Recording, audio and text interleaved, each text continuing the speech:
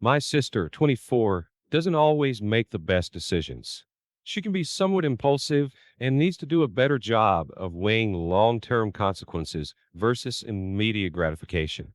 She and I, 22 male, but has a lot growing up and have a love hate relationship with each other. We love each other, but neither of us will shy away from making fun of the other when we mess up. Last fall, my sister got engaged to her boyfriend, 25, of 3 years. They got matching tattoos of each other's names to celebrate their engagement on their necks, like right in the middle of their necks below their chin. I don't know how her boyfriend made it through that with his Adam's apple, so kudos to him. That alone got her some grief from both me and our parents, but whatever you want to do, it's your body and your life. This past weekend, my sister came to our parents' house and was visibly upset. Apparently, she and her fiancé had a big fight, and he ended up breaking up with her. She asked my parents if she could move back in with them because her fiancé kicked her out of his apartment. They obviously agreed, and we all supported her and told her we would be there for her. I currently live at home too, as I'm home from college for the summer. So, for the first time in a few years, my sister and I are spending a lot of time at home together, which usually brings conflicts between us. She and I share a bathroom now, and I have forgotten how much time she spends in there. The only other bathroom is in my parents' master bedroom, but all my stuff is in our shared bathroom. The other day, I planned to get together with some friends and needed to get ready. My sister was in the bathroom and would not come out. I knocked politely and asked her when she'd be done, and she said a few minutes. That dragged in a half an hour, and I asked again. Same answer. When it was nearly an hour, I pounded on the door and told her to get out so I could finish getting ready. When she opened the door, it was immediately apparent why she was taking so long. She was trying to cover up her neck tattoo with makeup and failing miserably. I immediately started laughing. I couldn't help it. This, of course, made her mad, but I couldn't stop.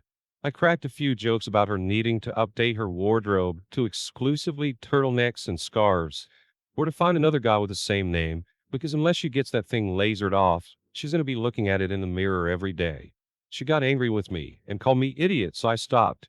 She's still mad at me for kicking her while she's down and for not being more supportive, but anyone could have seen this coming. And it's my job as the younger brother to rip her a little bit about it. I know she feels heartbroken and sad already, but I'm just trying to bring a little normalcy and levity to the situation so that she can remember that life goes on. Am I the idiot for making fun of my sister? You are the idiot. Your poor sister. I feel it's my job as the younger brother to rip her a little bit about it. You're 22 years old. Your job is to grow up and actively develop more mature and caring sensibilities. She knows what she did was stupid, trust me, and you making jokes at her expense on top of her losing her fiancé and her home is just plain cruel. Grow up and show some empathy. You're not teenagers anymore. I mean, if you're dumb enough to get that tattoo in the first place. The thing is, I remember jokes about tattooing your SO's name on your back in the 80s as if it was a stupid idea, so it's not like people should be surprised when it backfires. That being said, OP is the idiot because he's 22. The time of ripping your siblings and treating them like annoyances that live with you should be past. You should be treating them like adults. Yep, I cringed that tattooed each other's names before I even saw it was on the neck. Well, they were wise enough not to get it on the face. People can be dumb. It doesn't make them a bad person. There's makeup that's used specifically to cover tattoos, but it can be a little pricey. OP could try to make amends by offering to buy her some. That would be nice. I disagree. I have a hard time generating much sympathy for someone clueless enough to get a tattoo of a boyfriend's name on the front of their freaking neck. OP, you are not the idiot, and your turtleneck comment was on the spot. Why on earth would she get a tattoo there? I relate to this sibling roasting though. If anyone will roast me for my stupidity, it's my sister, and I'll give it back when applicable. There's a kid in my high school who got an article in the school newspaper published about him because he was homeless and managed to get into an Ivy League school. From what the article said, when he was 19, his parents had to leave the state, and he was left without a solid place to live, but lived with a couple of his friends' families throughout the year. He then wrote his college essay about homelessness and getting into an Ivy. I understand that being homeless doesn't necessarily mean living on the streets. Still, from the article, he was chilling at a couple of people's houses for months each and didn't have to seriously worry about where he was sleeping next. So I don't see that as homeless. Edit.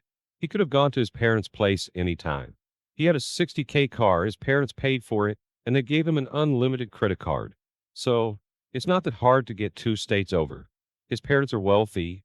The next time I saw him, he asked if I had read the article, and I confronted him, saying that it sounded like he wasn't really homeless and was embellishing for the sake of college essays. He got angry and called me a huge idiot and said it was still a struggle because he felt out of place living with his friends and eating their food. I told him, sure, that's a struggle, but that's not what being homeless is. He called me an idiot and walked away. Later, a lot of his friends started slamming me online, saying I was a huge idiot for invalidating his struggles. Am I the idiot? You are the idiot. Couch surfing is still homelessness, as someone who's been homeless. While he had a place to live and eat, he was pretty much at the mercy of the people who let him stay with them. There's always a chance that he'd have to leave, and I'm sure it wasn't the same feeling of security for him as living under your parents' roof would be. And what's it matter to you? What did you possibly see the outcome of the confrontation to be? You got the information about how he lived from the article, so he wasn't misrepresenting his struggles. I agree. It feels like there might be an aspect of jealousy. Did you also apply to Ivy League schools? Were you accepted? While it's your right to have an opinion, I don't see what you possibly gain from this. Sometimes it's best to keep your opinions to yourself, unless you take satisfaction in hurting people's feelings. To find an OP's comments where he mentioned the kid had a car that his parents paid for and an unlimited credit card his parents paid for. This is 100% a rich kid manufacturing BS for sympathy from other rich people, and they'll all sneer from the deck of their future yacht at actual homeless people. This is truly disgusting levels of duplicity, and you should all feel not sorry for that kid. So what? Why is this bad? Rich people like rich people with fake sob stories. They do not like poor people. The kid in OP's story leveraged that fake sympathy rich people like to extend to kids that are not too poor, too uncouth, or too dirty to get into an Ivy League school. Meanwhile, actual high-achieving kids that are homeless would not get a fraction of the same regard. Kids facing broken homes or foster care, bouncing from one tenuous situation to another, wouldn't get the benefit of being homeless. This was 100% manufactured homelessness for college applications. I've been getting pretty burnt out from work, and I've noticed myself getting tired a lot quicker and having barely any energy. I needed a day to myself to just relax, watch Netflix, read, play video games, etc., and not leave the apartment. Last Saturday, I told my girlfriend that that's what I would be doing on Sunday, since we had no plans. When we woke up Sunday morning, my girlfriend asked if we could go out for the day. I refused and told her she knew what I had planned for today. She just said she needs it for her mental health because she's feeling quite low. Since we were both off work on Monday, I mentioned that we could go out on Monday. She refused and asked if I could make my plans on Monday. I told her no because I made these plans first. She mentioned again that she needed it for her mental health, and I just asked what about my mental health. I mentioned that she knew I had planned to relax because I was burnt out, so why is my mental health less important than hers? She said that that's not what she was saying, but that she needed to get out for the day. So I told her I wasn't stopping her from going anywhere. I pointed out that she could ask a friend to go or go on her own, but that I won't be going out today.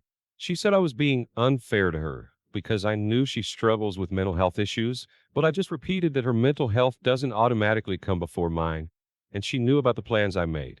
Am I the idiot for refusing to change my plans? Not the idiot. She's asking you to put her mental health before yours. You want a time alone to chill. She wants to go out and do something which she could do alone or with a friend or relative, but she's insisting that you have to do it. That's unreasonable. You both recharge in different ways, and she should respect that. And you offered to do it another day, so you're not the idiot. It seems almost deliberate how she insisted that she go out this specific day, OP set aside for rest, and try to use her mental health as emotional leverage.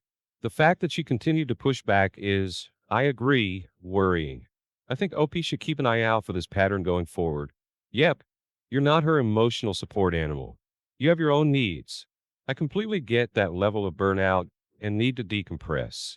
I need those days and tell my wife 2 or 3 days in advance that I need this day to unwind. She's happy to be lazy sometimes. If not, she'll go see some friends or family or get her nails done. You don't have to do everything together all the time. She'll invite me or ask if I'd like to do something, but there is zero expectation and more. Chooses seeing if I change my mind, which sometimes I do. Look after your health and well-being OP and encourage your partner to do the same. While me and my husband are childless and don't want any kids of our own, we love to spend time with our nieces and nephews. This includes my brother's twin son, Alan, young grammar school daughter, Ava, and my sister's twin daughter, Kelly. Last spring, we planned a weekend trip with the kids to a beach town about an hour away. We did this to spend time with them and confirm if they'd be ready for longer overnight trips. And we'd also be within driving distance of home if any of them needed to go home early. My husband and I expected that Ava may have had difficulty being away from her parents overnight since she was young, but both she and Alan were well behaved the whole trip. However, Kelly misbehaved for the entire beach trip. Friday, pick up from their parents' houses around 5 and got to the beach town around 7. During the car ride, Kelly was being an instigator and kept trying to start a fight with Alan. Kelly was not listening at the grocery store and refused to take turns with Alan and Ava with the TV. Saturday, Kelly threw a fit because she wanted ice cream, and we told her we wouldn't go to the ice cream store until later.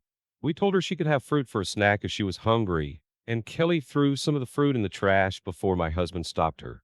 At the beach, Kelly kept refilling the hole Ava was trying to dig with the spike, being told multiple times to stop. Kelly kept trying to start fights with her cousins.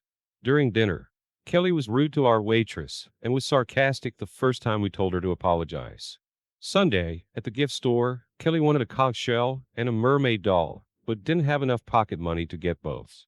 When we told Kelly she needed to pick one and couldn't have both, she wasn't allowed either because she kept throwing a fit. At the hotel, Kelly was not listening and kept trying to watch TV to Spike, being told multiple times to help with packing suitcases. During the car ride home, Kelly was again being an instigator and kept trying to start fights with Alan and Ava. My husband and I told my sister that Kelly was not coming on any more overnight trips with us because of her behavior. My sister's angry now because we haven't changed our minds and are staying true to our word by only bringing Alan and Ava to our week-long trip. My sister told me that Kelly was just acting like a kid and she's only a tween. I agree with my sister that exactly Kelly is a tween. There's a reason we waited until the kids got to their current ages. She's too old to misbehave and throw fits like a 4-year-old.